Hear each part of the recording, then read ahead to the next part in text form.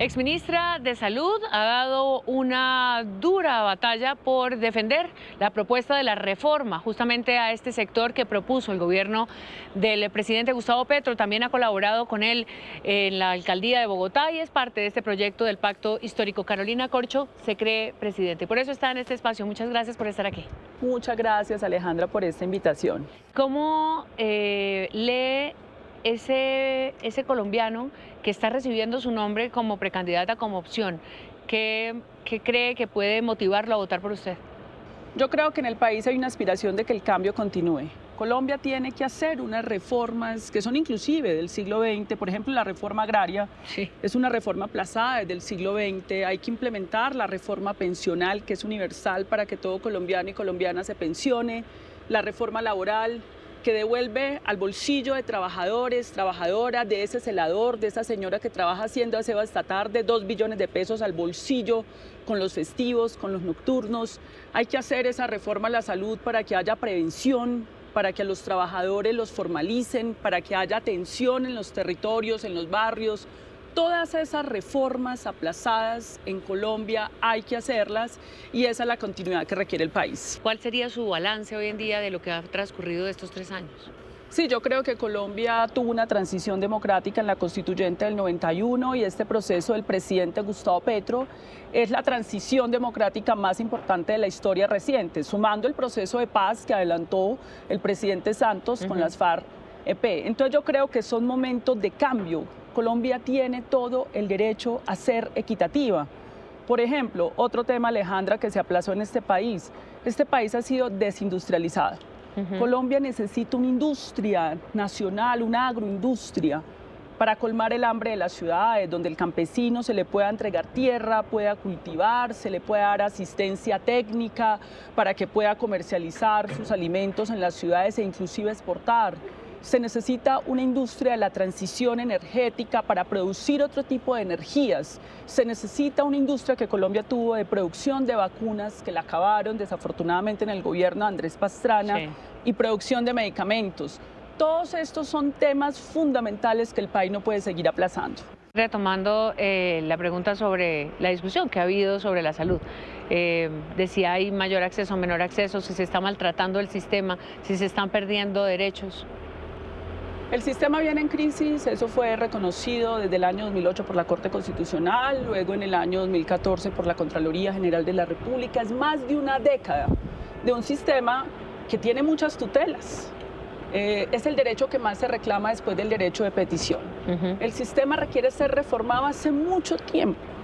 Y eso fue lo que hicimos cuando llegué al Ministerio de Salud y Protección Social. ¿Y cuáles son los 4 puntos centrales que necesitan ser reformados? Primero, entregar de manera directa la plata a quienes prestan los servicios de salud públicos y privados con medidas anticorrupción, que no tiene el actual sistema, doble auditoría, un sistema público de información y un control social sobre esos recursos y una regulación tarifaria.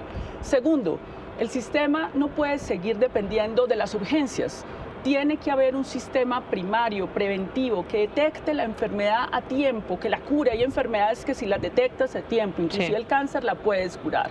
El tercero, no podemos seguir precarizando 1 millón de trabajadores y trabajadoras que merecen ser bien remunerados. Esas 300.000 enfermeras que cuidan la vida en Colombia merecen una remuneración justa y digna. Y lo cuarto, tenemos que tener ciencia, tecnología e innovación para producir tecnologías en salud, medicamentos en Colombia y tener una soberanía farmacéutica.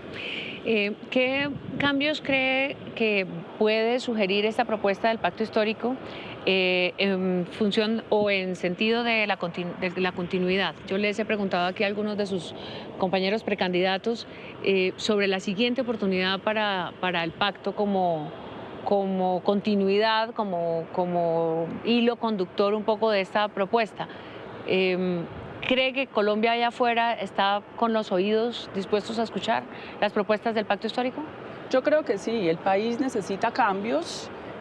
No se lograron las mayorías en el Congreso de la República y hay un sector político de este país que obstruye de manera filibustera cualquier posibilidad de reforma justa.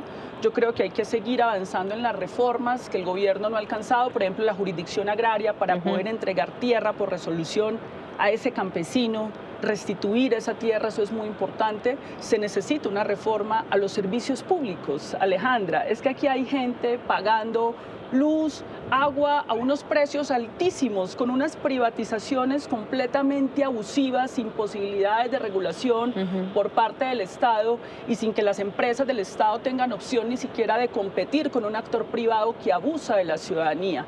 Entonces hay muchos retos que deben continuar y para eso vamos a necesitar también una mayoría congresional que se comprometa con la ciudadanía colombiana. ¿Cómo plantear esa relación entre el pacto histórico, el proyecto progresista y el sector privado? Es que, por ejemplo, en salud, yo creo que si hay algo que protege a los privados es la reforma a la salud.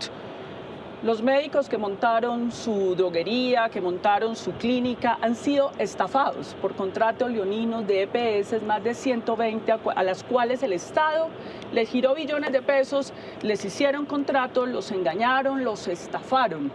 A ese odontólogo, a ese droguista. Aquí con la reforma a la salud se fortalece el sector privado porque evidentemente se le paga directamente a esa clínica lo justo, pero también se fortalece la red de hospitales públicos, que es la única que llega a los lugares marginales y distantes del país. Entonces aquí nosotros no estamos diciendo que vamos a estatizar el sistema de salud como de manera mentirosa lo ha planteado la oposición. Por el contrario, se va a llevar los recursos directamente para que se cumpla con el servicio. Hay un tema electoral vigente en el mundo entero, que es las redes sociales, la desinformación, la posibilidad de que un algoritmo marque o llegue al ciudadano y sea por ahí donde se canalice su emoción, su frustración o sus deseos. ¿Por qué hay tanto candidato y cómo enfrentar esto de las redes sociales? ¿Cómo ve ese síntoma de la democracia? No, a mí me parece que las redes sociales han sido positivas porque han permitido una participación más amplia de la sociedad en la construcción de opinión pública. Por supuesto que tenemos que hacer un acuerdo cultural sobre la verdad, elevar el debate público a la argumentación, pero las redes sociales son importantes, son otra cultura, no es simplemente otro medio, es otra cultura, es otro escenario que tenemos que comprender, otro tipo de interacción, otra sociedad. ¿Y que haya tantos candidatos? ¿Qué tal, qué se siente, digamos, en términos de un país que ha llegado al siglo XXI en esta circunstancia? Nos pasa a otros países de América Latina, también en Ecuador, también en Perú, también en Estados Unidos, había un montón de candidatos, pero ¿qué dice esto de la democracia? ¿Es crisis o es salud?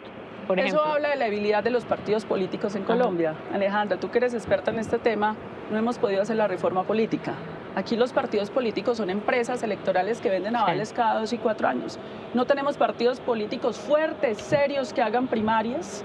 Por eso la importancia de este ejercicio que va a ser el pacto histórico de someter sus candidaturas todas a presidencia, Senado y Cámara a una consulta popular, a unas primarias para que sea la decisión popular quien ordene la lista al Senado de manera paritaria, hombre-mujer, que garantizamos que el 50% del Congreso que represente al pacto histórico sean mujeres, pero además para ordenar el sistema político. Eso es un cambio de la política en Colombia y yo creo que eso que va a ser el pacto histórico lo deberían hacer todos los partidos políticos y debería ser el sistema político en Colombia.